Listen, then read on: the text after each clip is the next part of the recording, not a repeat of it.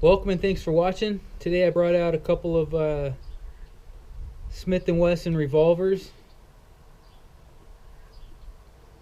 One I've got here is I've got the model 586, and it's 357 caliber with the L frame. And the other one I brought out was model 28-2. It's the model N frame, and obviously it's the 357 Magnum. The model 586 was made from 81 until present, and the model 28, it was made from 54 until 86. Got a 4-inch long barrel to it. That was optional, or I'm sorry, not that it was, because they're still producing it. It comes with the you can get a 2.5-inch barrel, 3-inch barrel, 4, 6, and even a 8 3/8-inch barrel. So with the 4-inch barrel on it, the overall length is 9.5 inches. The weight of the gun is 41 ounces. Now with the model 28, this one here is a 6-inch barrel, and it came with you could get it in a 4-inch, a 6-inch, or an 8 3/8-inch barrel. And the weight on that one's 44 ounces, and the overall length of it's 11.5 inches. That's with the 6-inch barrel. Both guns have the adjustable rear sights to them.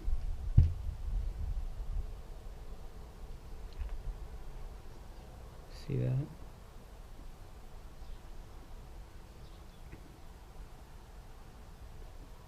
And they both have the checkered grips to them. I'm sure you're looking at the model 586, the smaller model. It's got the bigger grips to it. It's just a different kind of grip that Smith & Wesson has. You can see the frame on the outer part of these grips here, which you can on this one. If I put them, I'll put them back to back for you. Just watch the frame come down. You can see it both comes down, it both stops together there. So it's the grips that are longer on that.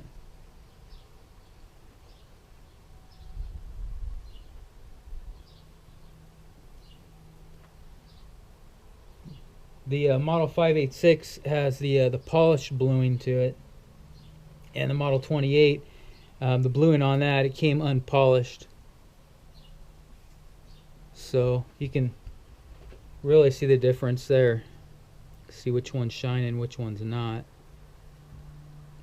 Now the model 27, which is the model, pretty much the model 28. The model 28, I'd say, is the I don't want to say the poor man's version, because it's the same exact gun. The only thing it doesn't have is it doesn't have the polished bluing on it. And the way they came up with that is because they had produced so many of them. The model 28 went out to several different police departments. So from what I've read, that's why they decided not to polish the guns. Model 586 here, the trigger on it doesn't have the grooves in it, which the model 28 does. See the grooving in the trigger. The model 586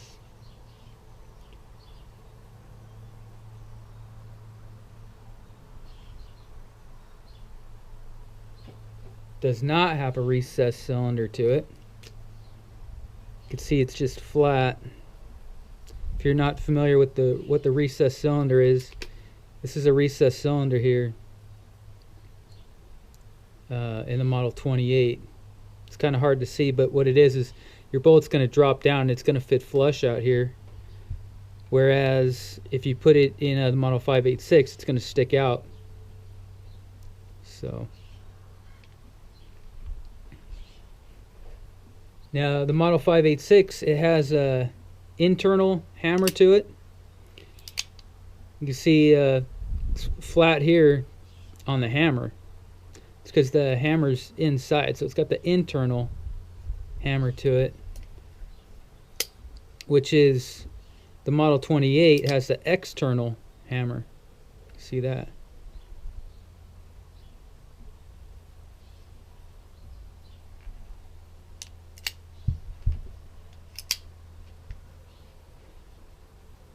So the Model 586, this is a Model 586-8. So it's the newest version of the 586. And it's got the internal lock to it, which is right here. You can't really see it. I'm not really big on it. I never use it. But that's what the internal lock is there. Which obviously the older ones, they didn't have it. So, and also the release here for the cylinder, you can see the design on that. It's different than the older ones, the older versions.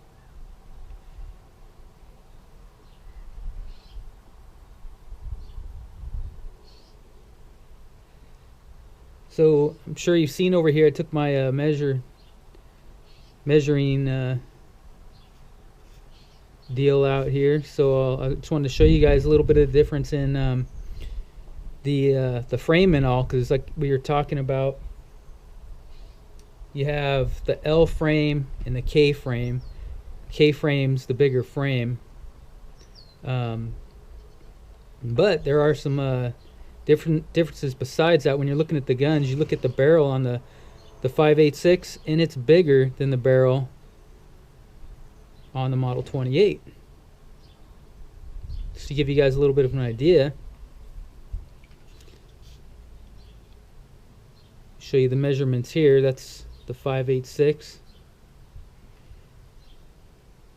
and the Model 28. Look at that. You can see there's a big difference even when you bring it all the way up, because the barrel kind of thickens. They're pretty close there, but it's still a little bit smaller. So that's a little different there. Turn them both upside down here, and you can see the Model 28's got the bigger frame to it as it comes up. So that's one place that you'll see that. Another place, I put them up to each other here. You can see the frame here on the Model 28 and on the 586.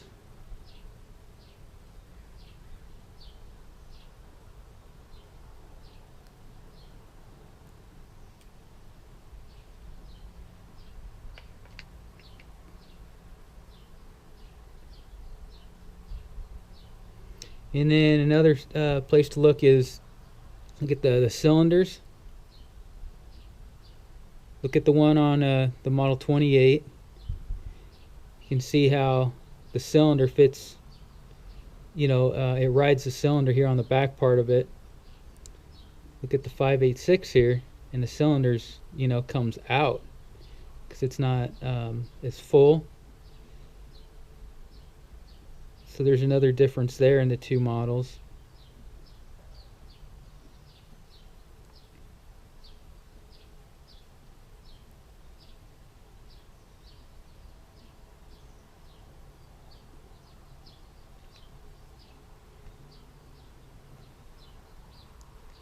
When firing both of them,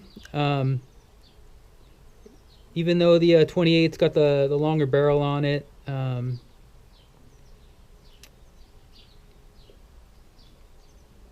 it's got less kick to it than the 586. I think even if I did have the Model 28 in the 4-inch barrel, because it does make a difference. If you have a longer barrel, it's going to have less kick than same caliber with the shorter barrel to it. But with the smaller and the lighter frame, the 586 has more kick to it. I don't feel it in shooting just the 38 specials out of it. When it comes to shooting the 357 mags out of it, I definitely feel the difference there.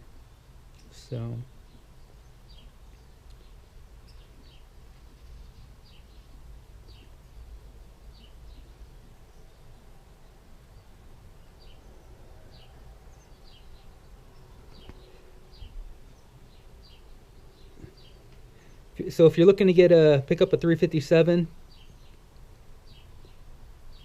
and you're not sure if you want to go JK or N frame, even the L frame, I'd recommend just trying to get a hold of each one of them, take them out, and shoot them. Each gun feels different, and each person, gets a different feeling off of each gun.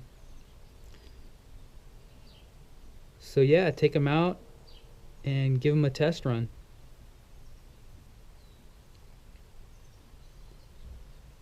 Thanks for watching.